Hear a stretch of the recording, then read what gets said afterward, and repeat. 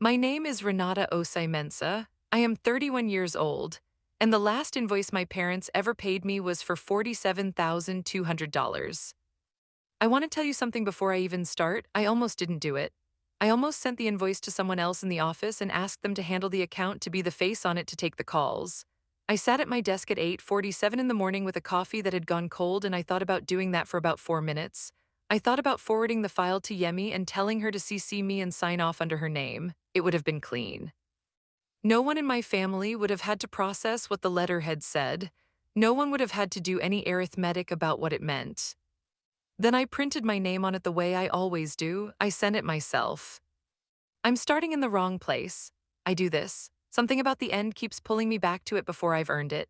Let me go back to where the story actually lives, which is in 6 green spiral notebooks on a shelf in my office on Flat Shoals Avenue in Atlanta, Georgia, and in a specific moment in March 2017 when I was 23 years old and standing in a doorway holding a clipboard and learning something that took me 3 more years to name. I keep a spiral notebook, not on my phone, not in an app, not in a shared document anyone else can see. A physical green spiral notebook, college ruled, the ones they sell in bulk at Office Depot for about $2 each. The first one has a coffee stain on the top right corner of the cover that I put there myself sometime in the spring of 2017. I did not do it on purpose. I was reaching for something and I knocked a mug, and by the time I grabbed it, the damage was done. I thought about getting a new one. I didn't, I kept using it.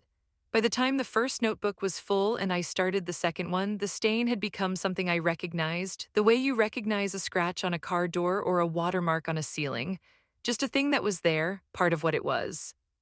The first 6 notebooks are on the shelf in my office.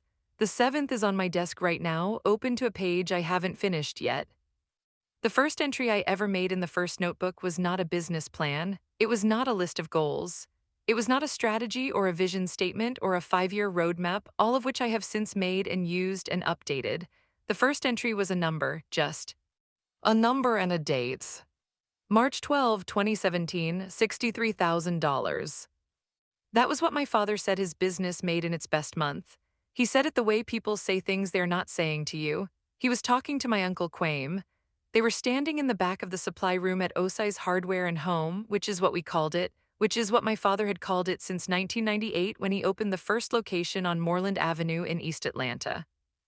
I was standing in the doorway with a clipboard in my hands, a physical clipboard, the kind with a metal binder at the top, because that is the kind of operation we ran, everything written down, nothing in the cloud, the inventory spreadsheet my father had built himself in 2004 and modified over years in ways that only he fully understood. I had the reorder sheet. I was supposed to go over it with him. Neither of them saw me for about 30 seconds. 63,000 in 1 month, and my father was paying me $11 an hour. I took the clipboard back to the operations room. I did the reorder by myself. I emailed it to the warehouse contact and logged the request. Then I took my notebook out of my bag and I wrote the number down and the date and I closed it. I did not know what I was doing yet. I was just writing it down because it felt like something I needed to hold on to. That is the honest answer. Let me tell you who my father is before I say anything else. His name is Emmanuel Osai Mensah. He came to Atlanta from Kumasi, Ghana in 1991 when he was 26 years old. My mother, Adwoa, came with him. She was 24. They had $400 between them, a cousin named Robert who let them sleep on a fold-out couch in a one-bedroom apartment in Decatur for 2 months, and my father's particular combination of warmth and stubbornness that I have spent my whole life trying to understand and have mostly concluded is not separable. The warmth is not possible without the stubbornness. The stubbornness is not possible without the warmth. They are the same thing from different angles. He got his first job at a warehouse in Forest Park moving freight. Then he worked at a Lowe's in Decatur for 3 years as a floor associate. He paid attention at that job. He asked questions about margins and inventory turns and vendor relationships, and he found out that a hardware store in the right neighborhood run right could make real money. He spent 7 years saving and learning and building relationships. He opened the Moreland Avenue location in 1998. I was 3 years old. I don't remember the opening, but there is a photograph on the wall in his office, my father in a blue shirt holding a pair of scissors in front of a red ribbon, grinning in a way he does not grin anymore but that I still recognize in certain moments, and it is the photograph I have looked at the most in my life. More than family portraits, more than anything, that photograph. He opened the second location on Flat Shoals in 2006, third in Stonecrest in 2011. By 2015, when I graduated from Georgia State with a degree in business administration and came to work for him, there were 3 stores, 12 full-time employees, a warehouse on Glenwood Avenue, and a reputation in East Atlanta that was earned honestly, customer by customer, over 17 years. People knew my father. They came in because they knew him, because he remembered what they were working on. He could see someone across the floor and say, "How did that bathroom tile come out?" And the person would light up because, of course, he remembered. He always remembered. He spent 45 minutes with customers when they needed it. He did not watch the clock on those conversations. He believed that was the business. He was not wrong. That was a real thing. That was worth something. But the business had not changed its systems in more than a decade, and it was starting to show. The inventory spreadsheet from 2004 had been modified so many times it had become partly intuitive, meaning my father could navigate it and 1 or 2 other people could navigate it with help, and everyone else was more or less lost. The accounts payable was in a binder. A physical 3-ring binder with color-coded tabs that my mother had organized in 2008 and updated periodically in a handwriting I could read from 10 feet away. The vendor relationships were all personal, which is to say my father had relationships with the reps and the reps knew not to jerk him around, which worked perfectly until it didn't, which happened twice while I was there, once with a plumbing supplier and once with a tile guy, and both times the repair took about 3 months and cost us in margin. I'm not saying he was wrong about all of it. There is a version of personal that systems cannot replicate, and I have thought about that a lot since I built my own operation. I'm saying there was room. There was space between what we had and what we could have, and I could see it from the day I started. The first time I asked about a raise was December 2018. I know the timing was wrong. I have replayed this decision enough times to understand exactly why it was wrong. I asked at Sunday dinner, my mother's house, my parents' house, the one in Stonecrest they had bought in 2013 after the 3rd store opened. My Aunt Patricia was there with Derek, my Uncle Quame was there, 2 of my cousins. There were probably 12 people at the table. I did not announce it publicly. I caught my father in the kitchen when he was getting ice, just the 2 of us for about 60 seconds. I said I wanted to talk about my compensation sometime before the end of the year. He said, "We'll talk." He got his ice. He went back to the table. Afterward, when I was helping my mother dry dishes, she said, "Don't do that to him." "Do what?" I said. "Bring up money at dinner," she said. She was looking at the dish she was drying, not at me. "He doesn't like it." "I brought it up in the kitchen," I said, "for 10 seconds. He came back to the table with that face," she said. I kept drying dishes. I thought about what that face was and whether it was fair that I was being asked to manage his face and what the relationship was between my father's face and $11 an hour. I thought all of that and I said, "Okay." He did not bring it up again until April 2019 when I brought it up myself. I asked to have the conversation in his office with the door closed, which felt strange because I had grown up in and out of that office and the idea of scheduling time in it like a work meeting was not something that had existed before. But I did it that way because I had spent 4 months figuring out that the kitchen approach was wrong and that he needed structure around uncomfortable things. I had a sheet, not a folder this time, just a sheet, 1 page, what I was currently doing itemized: inventory management, vendor negotiation, scheduling, accounts payable, vendor onboarding, operational troubleshooting across all 3 locations. The market rate for each of those functions, which I had looked up on the Bureau of Labor Statistics website and cross-referenced with Indeed and LinkedIn. A number at the bottom that reflected what I thought was fair. My father looked at the sheet. He had a pen in his hand and he turned it over slowly, the way he does when he is thinking and does not want you to see him thinking. "I'll look at the numbers," he said. "When do you think you'll have an answer?" I asked. "Give me a couple weeks," he said. I waited 6 weeks. I brought it up again. He said he had looked and things were tight and he wanted to revisit it after the summer. I waited until September. I brought it up again. He said the summer had been complicated with a vendor issue and he wanted to wait until after Q4. I wrote each date in my notebook, no commentary, just dates. There's a woman named Deborah Cook who works at the East Atlanta Small Business Development Center off Memorial Drive and who I think about almost every week even though I see her maybe twice a year now. I met her in the fall of 2019 at a Chamber of Commerce workshop on small business finance.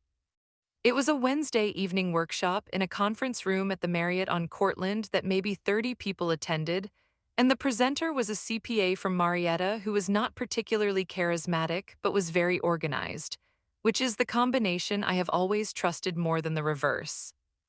Deborah was sitting 2 seats down from me. She was in her mid-50s, gray hair cut close, dressed in a way that was professional without announcing anything about it. During the Q&A, she asked a question about revenue recognition that was better than any other question in the room, and I noticed. After the session, I walked over and introduced myself. She gave me her card. The card said she was the director of the East Atlanta SBDC and had been since 2003. She said, "If you're ever thinking about starting something, call me." I put the card in my wallet behind everything else. I did not call her until February 2020. A lot happened between October 2019 and February 2020. I have to go back to November 2019 because that is where the temperature changed. It was Aunt Patricia who told me. She and Derek had a house in Lithonia, a small yellow brick house with a persimmon tree in the backyard that had been dropping fruit since September, and the backyard always smelled faintly sweet that time of year. I was there for dinner, just the four of us plus their 2 kids, at Tuesday night. Patricia had made Kelwell and chicken, and there was a bottle of Shiraz open on the counter, and the kids were watching something in the other room, and it was quiet and normal and good. I was telling her about the inventory software. I had been researching it for months at that point. I had found 3 platforms that work specifically for independent hardware stores in the revenue range my father's stores operated in. I had built a comparison spreadsheet: cost, implementation timeline, features, integration with the point-of-sale system we used. I had called the rep from the platform I preferred, a woman named Cassandra who worked out of the Chicago office and was patient and specific in all her answers.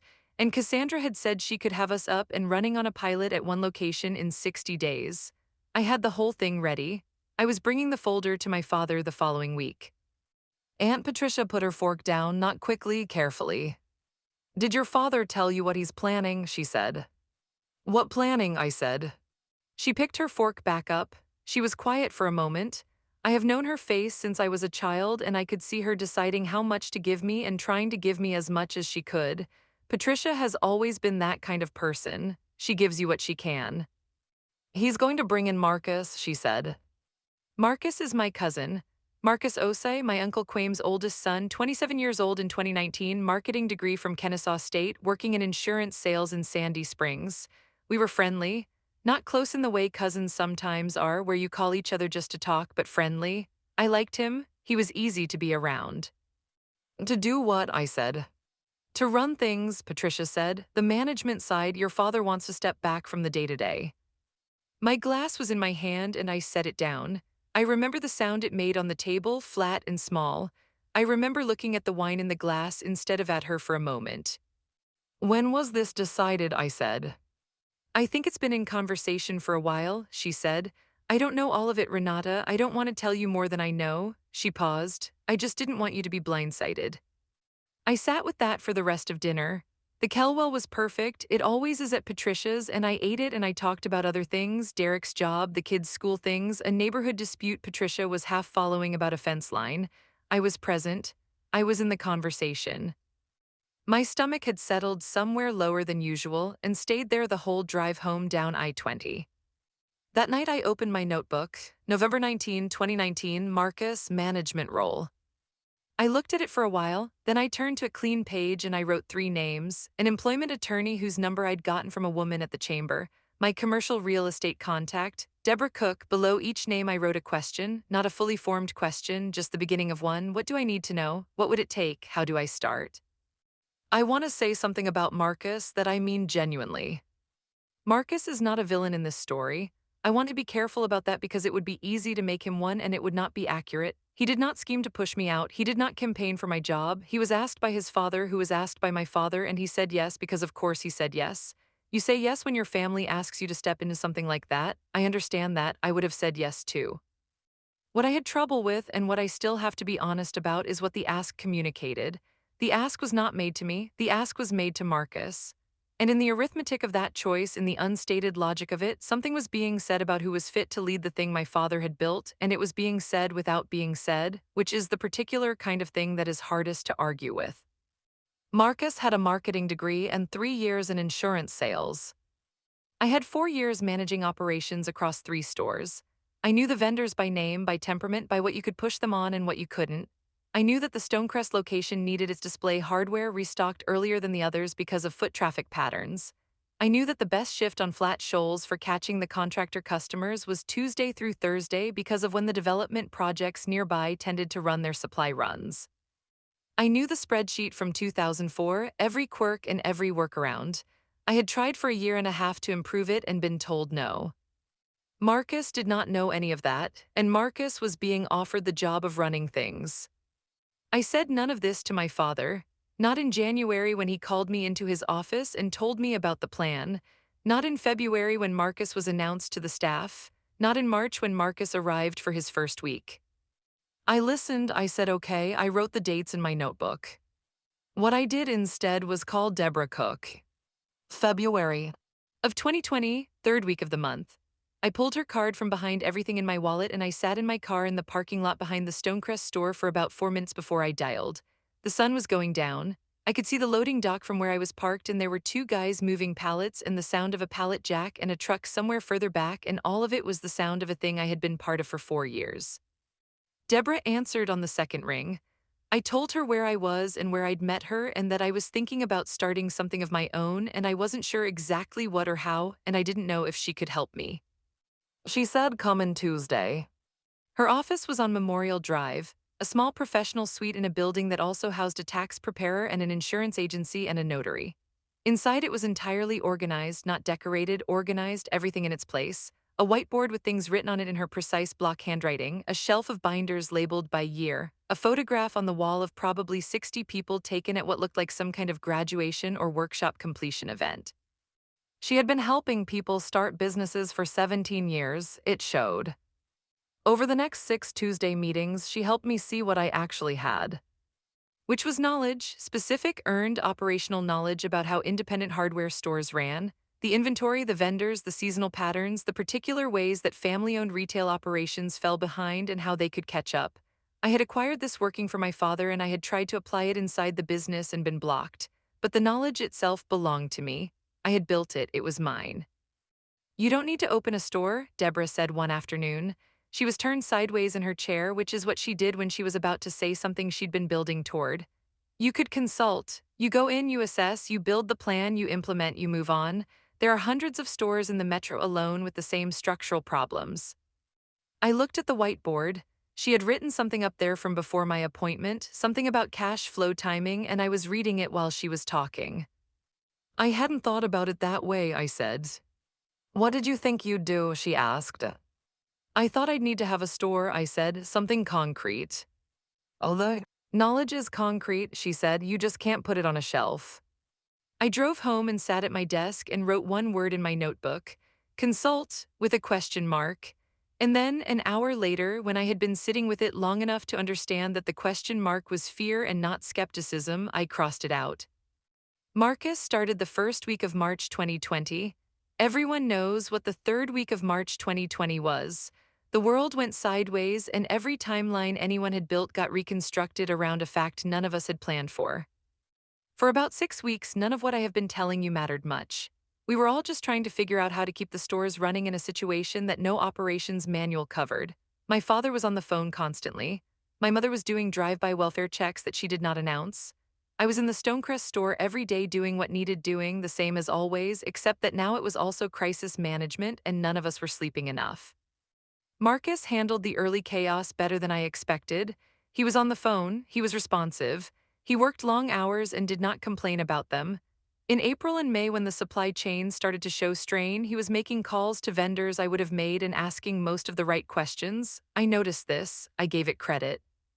But he also kept coming to me. Every decision of any complexity, every vendor negotiation that had any nuance, every inventory question that required knowing a piece of history the spreadsheet didn't capture. He would knock on the door of the operations room and say, "Hey Renata, quick question," and I would look up and the question would take 45 minutes and end with me solving it and him taking notes and going back to whatever he was working on. He was not calculating. I want to say that again because it matters. He was not using me. He genuinely did not know the things I knew and he knew he didn't know them and he came to the person who did.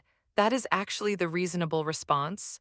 What was unreasonable was the structure that had made him the director and me the support.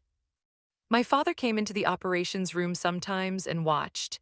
He would stand in the doorway and observe Marcus and me working through a problem and then leave without saying anything. I did not know how to read his face in those moments. I was 26 years old and I had been trying to read my father's face my whole life, and there were still registers in it I could not decode. In June, I found the org chart in the shared drive. I was looking for a vendor contract and I navigated to a folder I had not been in before, and there it was, a PDF labeled June 2020 Organizational Structure. I opened it. My title was Operations Support Specialist. Marcus's title was Operations Director. I read it twice. I sat with my hand on the mouse for a moment. I thought, nobody told me, nobody called me, nobody sent a note. It was just there in a folder, a document about my own life that had been made without involving me. I closed the tab. I went and got water from the kitchen. I came back to my desk. I had 3 things to finish before end of day, and I finished them. That night I wrote in my notebook, June 10, 2020, Operations Support Specialist. Under it I circled Deborah's name. I called her the next morning, not about the title, about timing, about when. Soon, she said, start building the pitch now so you have something when you're ready to leave. I haven't decided to leave, I said. There was a pause. Okay, she said. I'm being honest, I said. I know, she said, start building the pitch anyway. I spent June, July, and August of 2020 doing 2 things. My job, which I did exactly as well as I had always done it because I was not going to let the title on a PDF change what I put into my work. That felt important to me. That felt like the one thing I could control. And my pitch, which I built at night at my desk in the Kirkwood apartment, a second-floor unit on Kirkwood Road above a tax preparer that I had rented since 2018, 350 square feet, and a view of the parking lot, and a pothos plant on the kitchen windowsill that I had been keeping alive since junior year of college. The pitch was not complicated.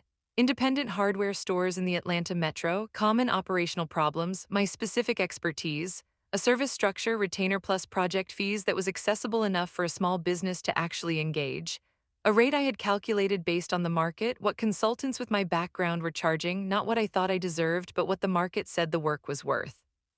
I showed it to Deborah in September. She read it without talking. She made 3 notes in the margin. She turned it back to me and said, "You're ready." I'm scared, I said. Oh, that's separate, she said. I gave notice on September 14, 2020. I wrote the letter by hand first.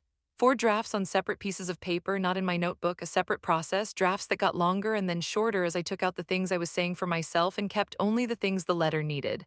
The final version was 11 sentences. I was grateful for the foundation and the experience. I had decided to pursue an independent path. I would provide 30 days of transition support and document everything I knew about the operations.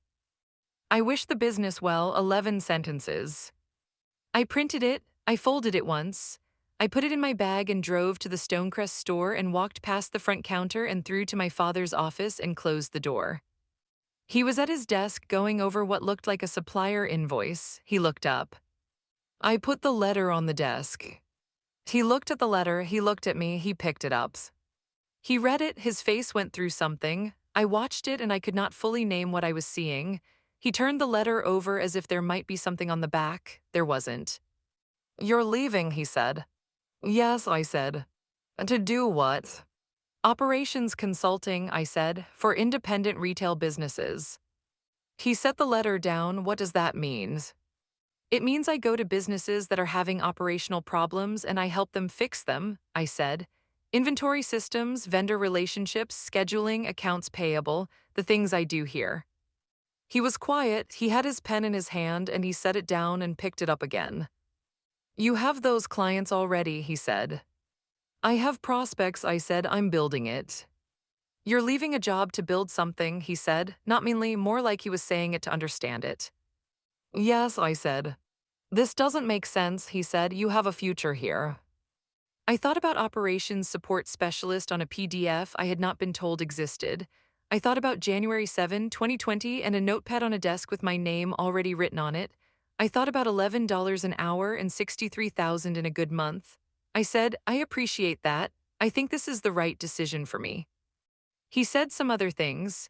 He talked about stability and about building something versus starting over and about how hard it was going to be to find clients when he had spent his whole career building the trust that brought people in. He was not wrong about any of it. He was also not wrong in the way that changes anything. He said, "Your mother is not going to understand this." "I know," I said. I sat there and let him finish. Then I said that I would be there for the full 30 days and that I would document everything in the operations room, all the institutional knowledge that was in my head and not anywhere else, vendor contacts, process maps, the quirks of the 2004 spreadsheet. I would make it as clean as I could. He nodded, he turned to his desk, I got up and left. I went back to the operations room. I sat down at my computer. My shoulders were somewhere near my ears and I brought them down intentionally and held them there and took a breath. I thought, this is the right thing, this is the right thing. I thought it 4 or 5 times. Then I opened my notebook. September 14, 2020. Last day October 16, 2020. Below it I wrote, start the pitch deck tonight.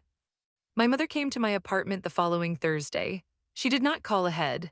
She knocked, and when I opened the door, she had her purse on one arm and a container of something I could smell from the door, rice and stew, which she brought the same way she always brought things without being asked as a statement.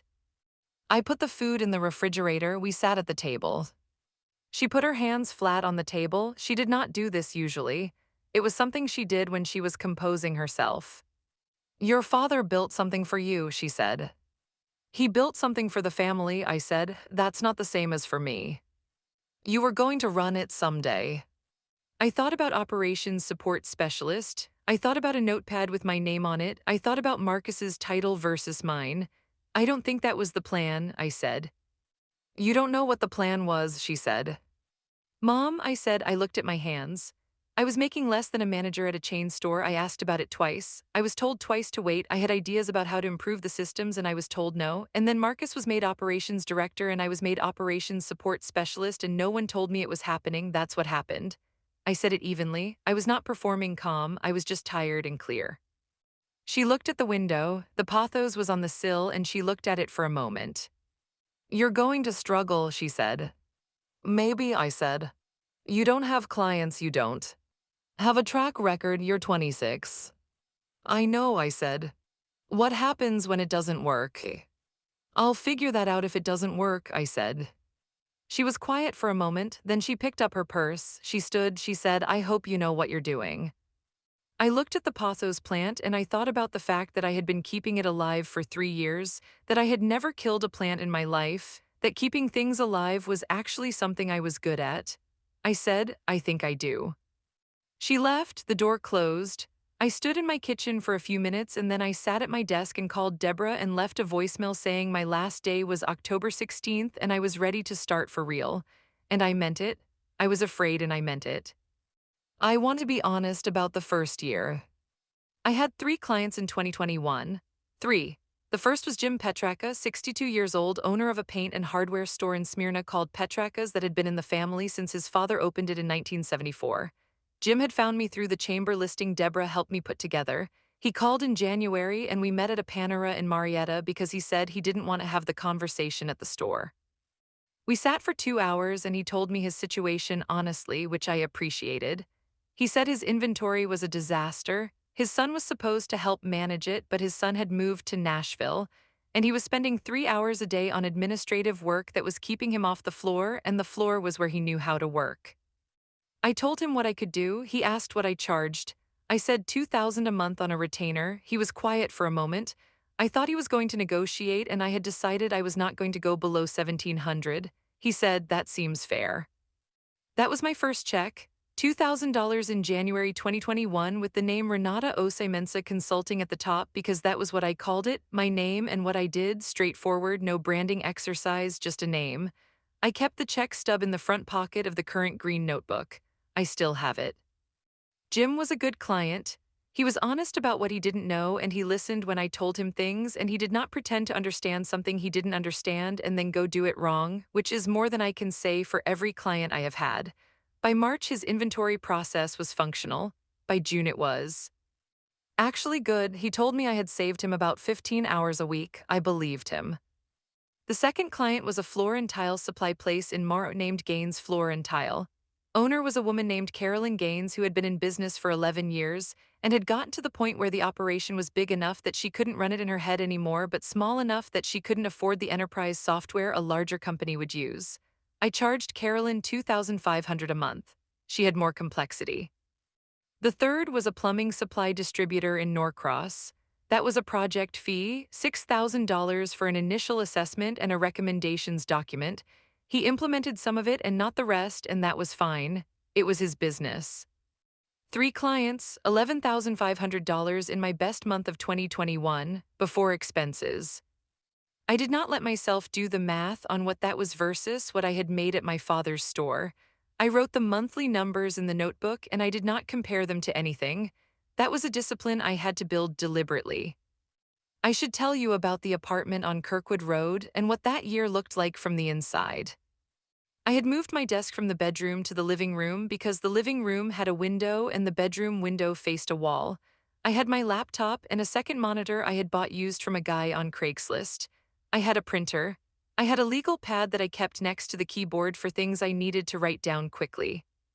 I had the pothos plant, which I had moved to the desk in November because the windowsill in the kitchen didn't get enough light in winter, and I had learned this the hard way the year before and did not intend to repeat it. I worked from 7 in the morning until about 7 at night most days. I ate lunch at my desk. I made coffee in the morning and afternoon and sometimes a third cup that I did not finish. I went for a walk in the evening most nights, down Kirkwood Road and around the park, 45 minutes, because Deborah had told me to maintain a separation between the work and the rest of my life or I would burn out before I had enough to burn, and she had been right about enough other things that I listened. I talked to Aunt Patricia most weeks. I talked to a friend from Georgia State named Keisha who was working at an accounting firm in Buckhead and understood about building something. I did. Not talk to my parents much that year. My mother texted. My father texted once in April to say he hoped I was well. I texted back that I was. That was the extent of it. I am not telling you this to make it sound heroic.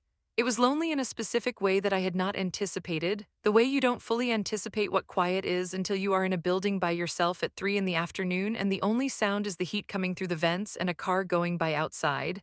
I had chosen the quiet, I wanted it. It was still sometimes hard. What made it not hard was the notebook. I wrote in it every Sunday evening. Not a diary, not feelings, just information, revenue for the week, client status, what I had built. I made myself see it as accumulation and not as shortfall. That took practice. I got better at it. End of 2021, 9 clients, revenue just under 100,000. I wrote those numbers down on December 31st sitting at my desk with a glass of wine. $100,000 in a year. I had started with nothing but my own knowledge and a listing in a Chamber of Commerce database and a woman named Deborah Cook who believed that knowledge was concrete even when you couldn't put it on a shelf. I thought about my mother at my kitchen table with her hands flat on it. You don't have clients, you don't have a track record, you're 26. I did not call her to tell her the number. I did not make any announcement. I just wrote it down and sat with it and finished the wine and went to sleep. End of 2022, 16 clients, revenue $287,400.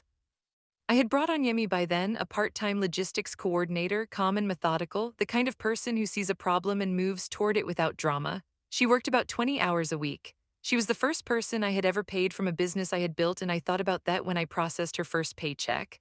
$11 an hour had once been my whole life. Now it was a line item in a payroll I was running. I had moved out of the Kirkwood apartment and into a small office space on Candler Road, first floor, about 700 square feet, $1,100 a month, a window that faced a parking lot and an alcove for Yemi's desk, and enough room for a conference table where I could meet clients. It felt enormous the first time I sat in it.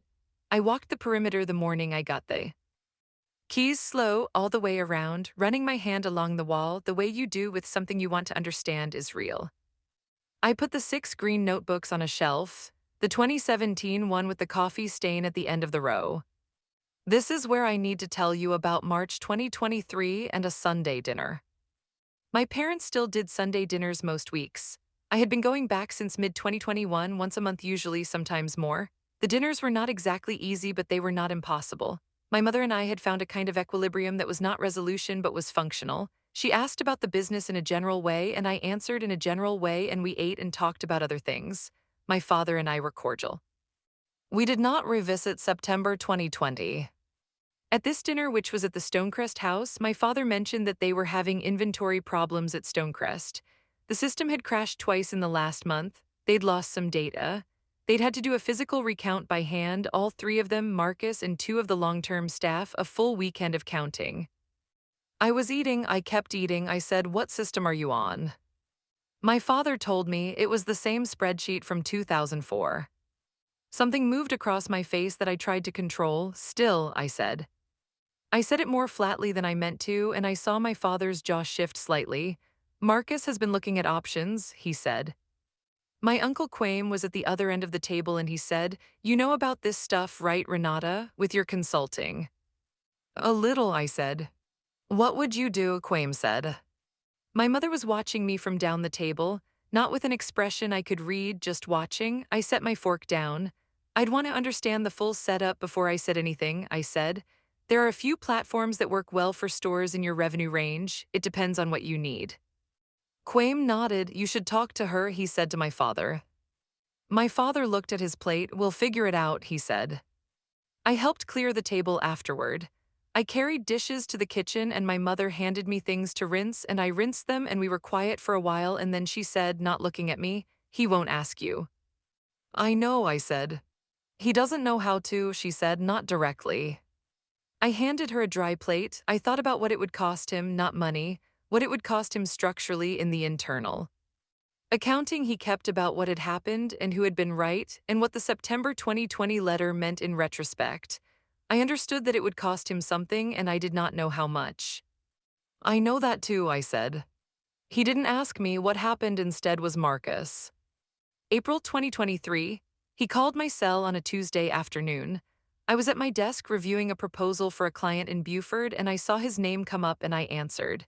He said he'd heard I did operations consulting and that they were trying to find someone to look at their inventory situation and could I recommend anyone. I sat back in my chair. I looked at the map on my wall, Atlanta Metro, 18 pins in client locations at that point. "I can recommend someone," I said. "Me." Silence. "Oh," he said, "I didn't know if you'd want to givens." "I'm a professional," I said. "Send me what you have and I'll send you a scope and a rate." He emailed me a chain of correspondence about the system issues and 4 screenshots of the spreadsheet. I looked at the spreadsheet. It was exactly as I remembered it and also worse. There were formulas referencing cells that no longer existed and 3 tabs that had been added after I left that were tracking inventory in a format that didn't integrate with the main sheet. It was a documentation of 5 years of workarounds. I built the scope of work over 2 evenings. Initial assessment of all 3 locations, current system documentation, gap analysis, platform evaluation and recommendation, implementation plan with timeline and training framework. Project rate $8,500 for the assessment and plan. I sent it to Marcus with a 3-sentence cover note. Professional rate, standard timeline, when would they like to start? He came back the next morning, rate was approved, could I start May 1st?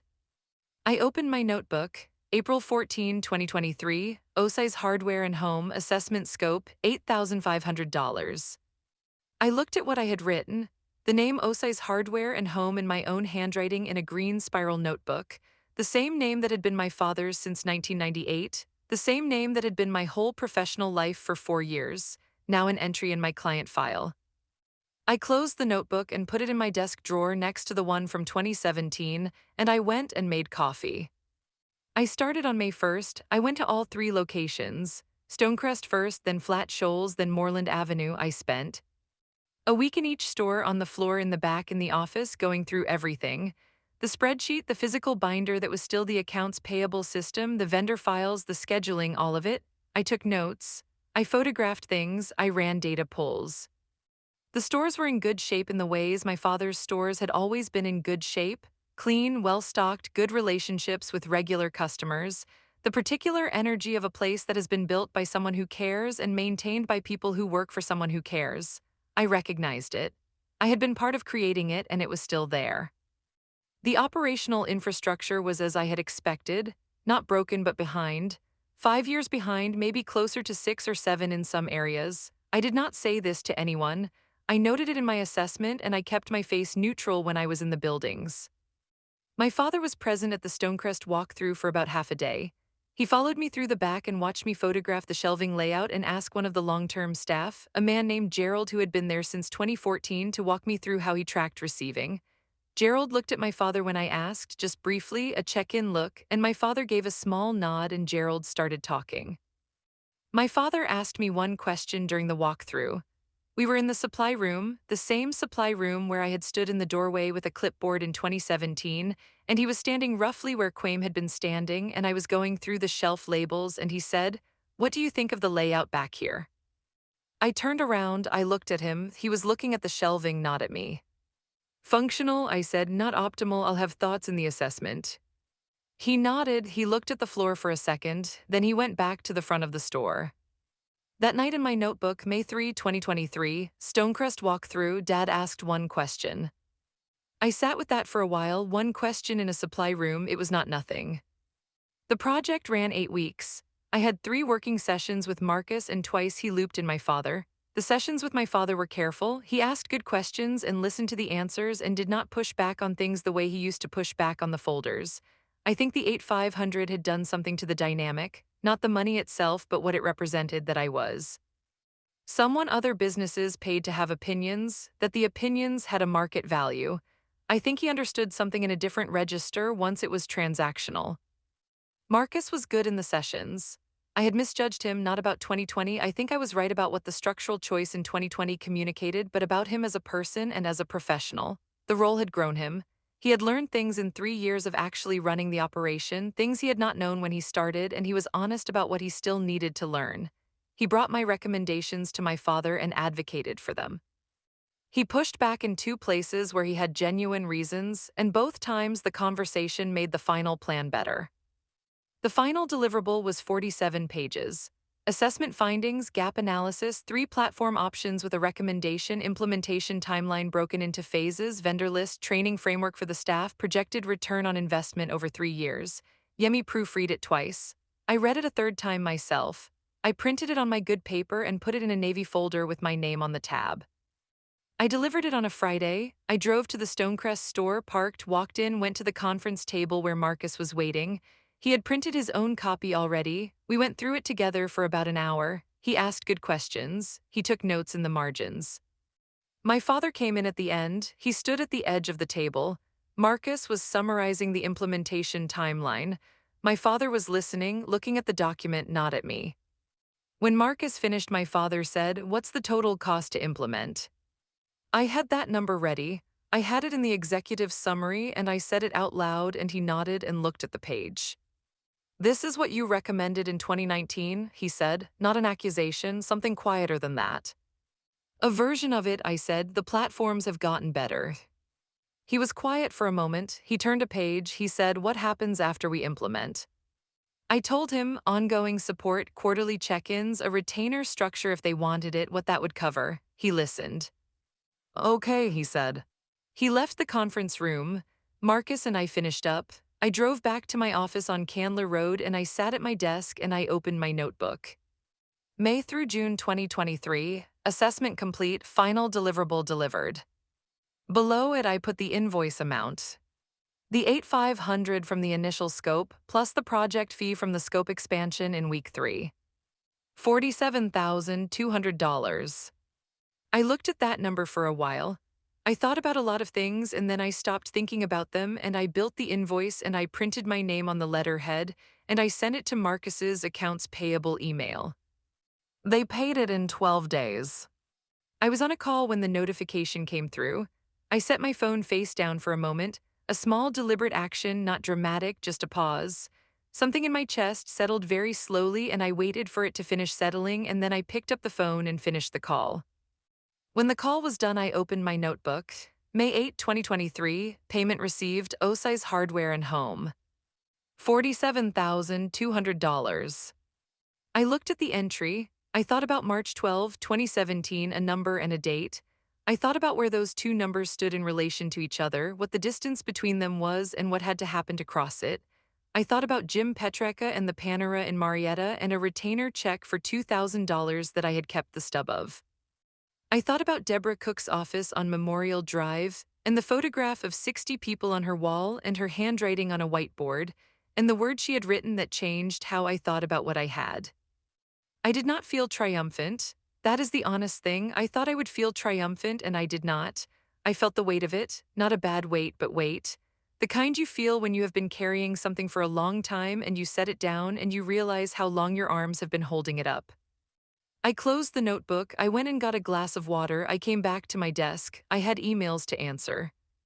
There is a Christmas I want to tell you about, December 2023, the family dinner at the Stonecrest house.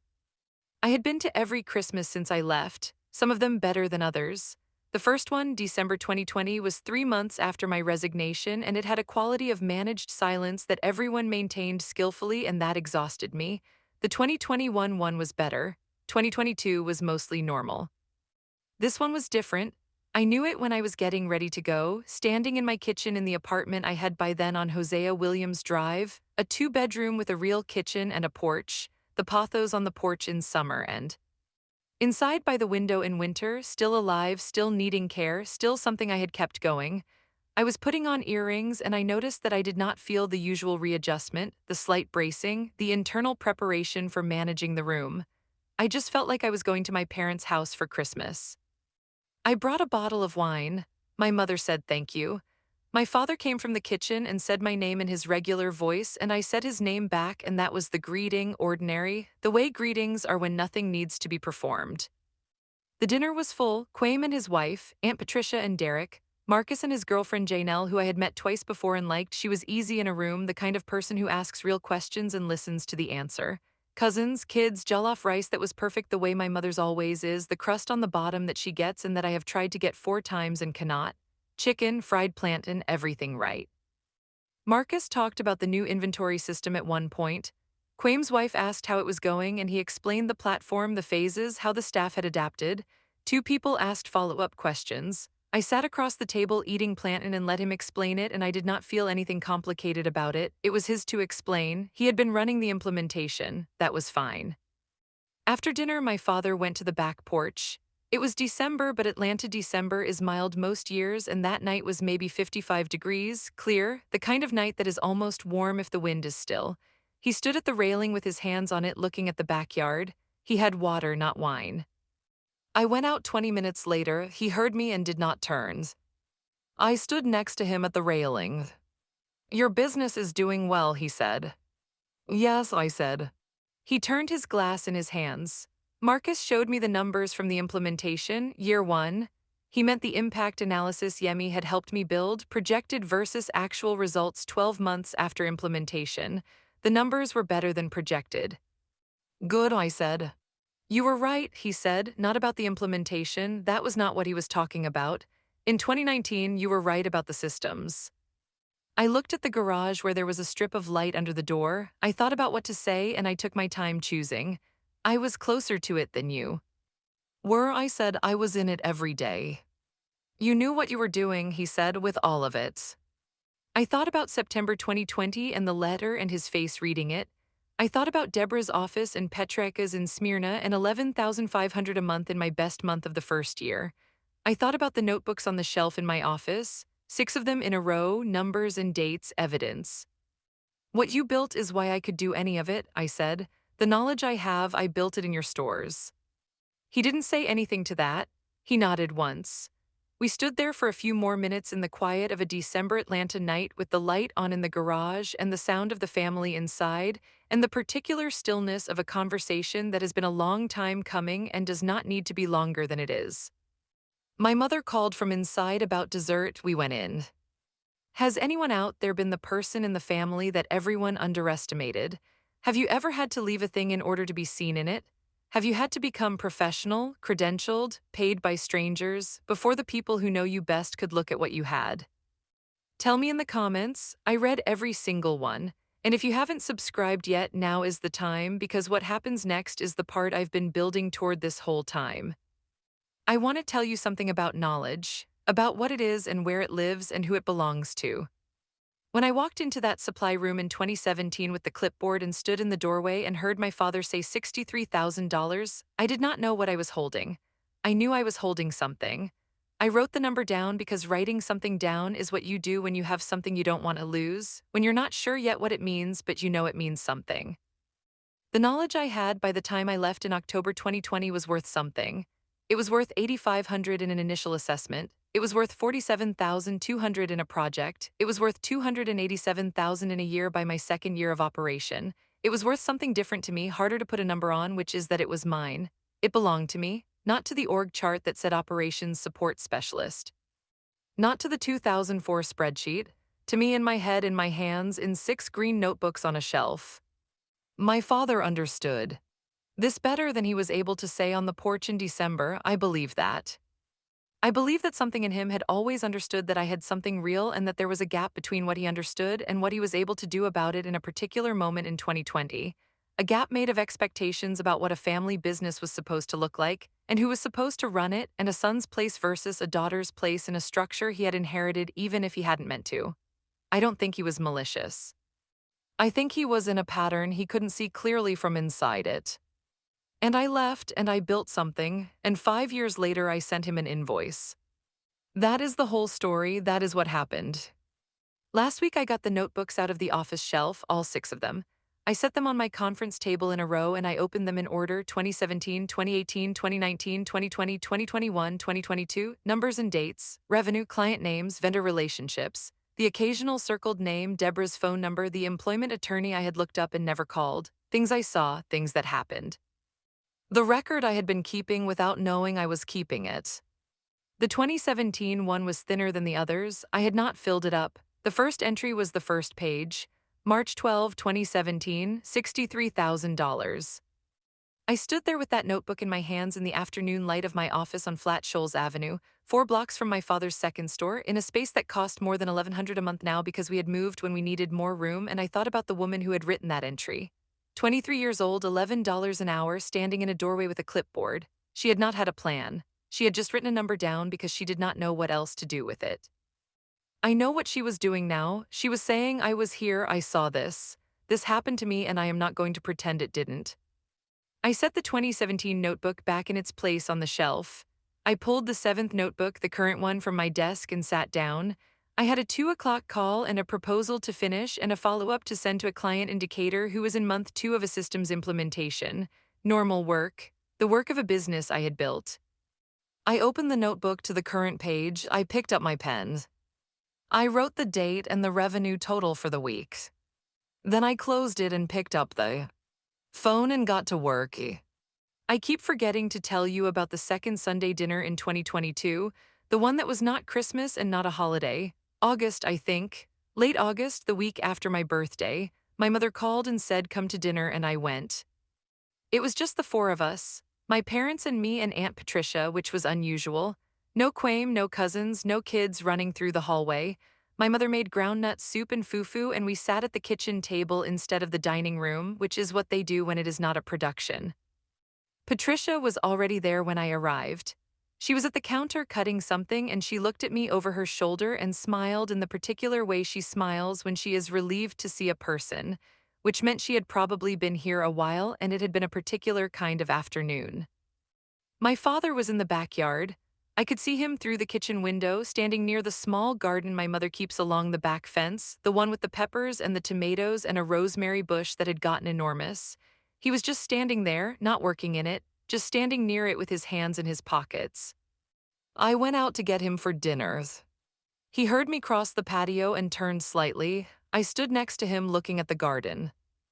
Tomatoes are good this year, I said. Better than last year, he said. We stood there for a moment. The garden had that late summer smell, warm and green and a little bit of the earth underneath. My mother's peppers were red and heavy on the stems. How is the business, he said, not a question exactly. Good, I said, growing. He nodded. He looked at a tomato plant. Do you like it, he said, the work. I thought about this, not performing the thinking, actually thinking. Yes, I said, I think this is what I'm supposed to be doing. He was quiet. A bird went through the yard, low over the fence, and was gone. Your grandfather was a trader, he said. In Kumasi, he bought and sold goods market to market. He knew what things were worth. He could look at something and tell you what it was worth. He paused. I never had that. I had to learn it. But you? He looked at the garden. You have it. I did not say anything. I let him finish the thought. I should have listened better, he said. It was the closest he was going to come to September 2020 and the folder and the org chart and the letter. I knew. That I took it as what it was. Come eat, I said. He followed me inside. There is a woman named Yemi who works with me, and who I want to tell you about because she is not a minor character in this story, even though I've mentioned her mostly in passing. Yemia Dagoke, 34 years old. She grew up in Columbus, Georgia, came to Atlanta for school, got a degree in supply chain logistics from Georgia Tech. She worked for a distribution company in Smyrna for 6 years and left after her second maternity leave when the return to work process made clear what the company actually thought about her. She found me through a LinkedIn post I had made about an opening for a part-time coordinator. She sent a resume and a cover letter and a spreadsheet she had built at her previous job for tracking vendor lead times, which she included as a portfolio item. The spreadsheet was the best organized thing I had seen in months. I called her the same day. She started in September 2022, 20 hours a week. By November, it was 30. By January 2023, she was full-time and I had moved her salary to match the market because I was not going to be my father's store. I have thought about that a lot, about the decision to pay fairly, about how it is easy to say you won't repeat a pattern until you are the one who could repeat it. You have someone who is good, who is essential, who makes your business work, and you have a choice about what to put on their check. And you feel the pull. I felt it, to hold back a little, to hold the leverage, to underpay in the ways that feel like prudence but are not. I felt it and I did not act on it. I paid what the work was worth. I told Yemi some of this once, not all of it, enough. She looked at me for a second and said, I know, and went back to the document she was working on. I think she had known before I said it. I want to come back to Deborah one more time. I see her twice a year, usually coffee, usually her suggestion, at a place on Glenwood that she likes because of the parking. I went in March 2024, about 10 months after the OSI's project closed. I told her about it, not in full detail, but the shape of it, the call from Marcus, the scope, the invoice, the December porch conversation. She listened with her coffee in both hands. When I finished, she said, How did it feel? Heavier than I expected, I said. Not triumphant. No, I said, not triumphant. She nodded like. This was the right answer. The triumph is a fantasy, she said. The feeling is always more complicated, you know that? She turned her cup, but you're good. Yes, I said. And they're good, she said, not a question. Getting there, I said. She smiled, not widely, just enough. She has a way of smiling that is more about recognition than warmth, the smile of someone who has seen a version of this 100 times and is still moved by it, still interested in how each version is different from the last. I have been grateful for that smile more times than I can count. She asked me what was next. I told her. A possible engagement with a small chain, 3 stores in the suburbs. The owner was thinking about a fourth and wanted a full operational audit before he committed. Potentially the biggest single project I'd taken on. You're ready for it, she said. I know, I said. She looked at me over her coffee and said, When did you start knowing things like that? I thought about it gradually, I said, and then all at once. She laughed. It was a real laugh. I drove home with the windows down. There is a thing my father said in August at the garden that I have been thinking about for a long time. He said, You have it. You can look at something and tell what it's worth. I have been turning that over. Because it is true, I can do that, but what I have been trying to understand is where it came from and whether it was given or built. I think it was both. I think some of it was given, some inherited quality of attention that I cannot fully account for. And I think some of it was built in the specific conditions of OSI's hardware and home between 2015 and 2020. 4 years of being responsible for things and not being credited for them. 4 years of producing folders that got set down and spreadsheets that got ignored. 4 years of walking carefully around a structure that did not fit the shape I was becoming. I think being underestimated for that long in a specific environment by specific people who were not cruel and were still doing damage, I think that built something. I think I needed those 4 years, not because they were good or just or anything I would design if I were designing it, but because they made the knowledge operational in a way it would not have been if it had been easier. Every time I brought a folder and it was set down, every time I asked and was told to wait, I went. And learned something else. I went deeper. I had nowhere else to put the energy, so I put it into understanding the thing more completely. By the time I left, I understood independent hardware retail in the Atlanta metro at a level that I am not sure I would have reached any other way. That is not a justification for what happened. I want to be clear about that. It is just what I have found to be true when I turn the whole thing over and look at it from every angle. You can be wronged and still have been formed by the wrong. Both things are real. The 7th notebook is on my desk. Current page, current week. The revenue number for the most recent quarter is the highest quarterly number I have written down since I started keeping track in 2017. I have a call this afternoon and a site visit tomorrow and a proposal due on Friday. Normal work. The work of a business I built in the space between what I was given and what I made of it.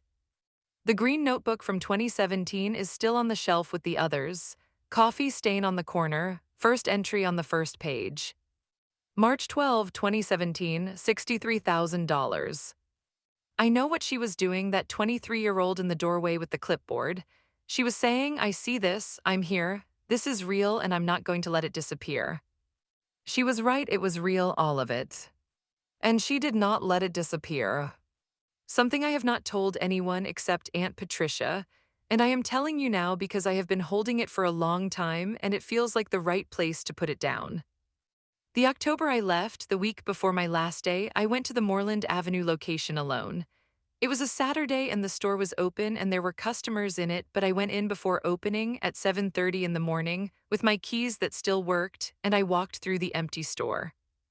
The Moreland Avenue store is the original, the one my father opened in 1998. It has been renovated twice since then, but you can still tell, if you know what you're looking for, that the bones of it are from that first building. The way the light falls in the back section, the particular angle of the shelving in the plumbing aisle, the counter at the front, the same counter, refinished but original. I walked through the whole store in the half-dark before the lights were fully on. The fluorescents were cycling up slowly the way they did in the mornings, and the light was still a little gray. I ran my hand along the edge of the tool display at the front. I went down the paint aisle and looked at the color chips on the rack. I stood in the plumbing section and looked at the fittings and remembered the contractor who came in every spring for 3 years running and always needed the same size. I had made sure to overstock specifically because of him. I went to the back. I stood in the supply room doorway. The same doorway where I had stood in March 2017 with the clipboard. I stood there and looked at the shelving and the pallet jack and the stack of flattened cardboard by the wall, and I breathed it in, the particular smell of it, the metal and the cardboard and something underneath that was just the smell of a working hardware store, specific and real. I was not sad. I want to say that correctly. It was not a sad moment. It was a reckoning kind of moment, the kind where you see a thing clearly because you are about to leave it, and so finally you can see all of it at once instead of piece by piece. I had spent 4 years in this store and the other two stores and the warehouse, and I had built something in my own mind and my own notebooks while I was doing it. And now I was going, and the stores would stay, and my father would stay, and Marcus would stay, and I would go build something else. I thought, this place is good. My father built something good. I was part of building it for 4 years, and that time was real and it mattered. I also thought, I am going to be fine. Both of those things were true at the same time, and they had nothing to do with each other, and I held both of them there in the supply room doorway for a minute. Then the lights came all the way up, and I heard a key in the front lock, and I went out the back and drove home. I never told my father I did that. I never told Marcus. I told Patricia one afternoon 2 years later when we were talking about something else, and I mentioned it sideways, and she said, I thought you might do something like that, which is the kind of thing only Aunt Patricia can say and have it land as warm instead of presumptuous. I wrote in the notebook that night, October 9, 2020, Moreland Avenue, last time. I look at that entry sometimes. It is near the end of the fourth notebook. After it, there are entries about the first clients, about Jim Petreka, about Deborah, about the first full year, a whole other story that came after that morning in the supply room, a whole other set of numbers and dates. But that entry, October 9, 2020, is the one I return to when I need to remember what the whole thing was built on. Not the invoice, not the porch conversation in December, not the $47,200. A woman in a doorway alone before the lights came all the way up. Everything after that was just what happened next. I should tell you one more thing about the invoice, about what happened on my end of it, which I skipped past too quickly at the beginning. I had built the invoice the night before I sent it. I was at my desk at home on Hosea Williams, the apartment I had by then, a Sunday night in late April.